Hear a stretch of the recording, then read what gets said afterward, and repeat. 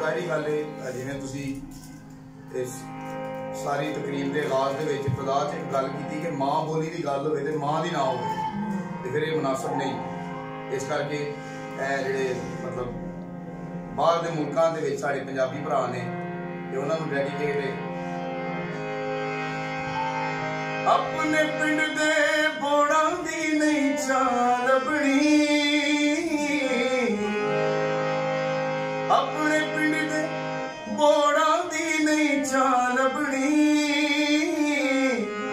ना जाओ परदेस उथे नहीं मान बनी ओ सजनों ना जाओ परदेस उथे नहीं मान बनी अपने पिंड दे बोड़ा दी नहीं चाल बनी अपने पिंड दे बोड़ा दी नहीं चाल बनी ना जाओ परदेस उथे नहीं मान बनी ओ सजनों ना जाओ परदेस उथे नहीं मान बनी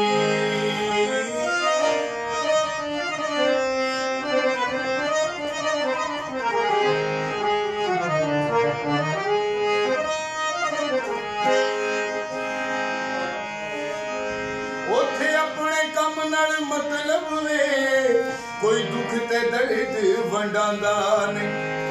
उथे अपने कम नाल मतलब वे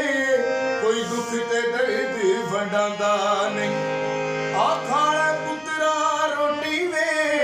कोई वाजा मार बुलांदा नहीं आ खाला पुत्रा रोटी वे कोई वाजा मार बुलांदा नहीं पहला टुट के मरना पैना रोटी ताल बनी टुट के मरना पैना रोटी ताल बनी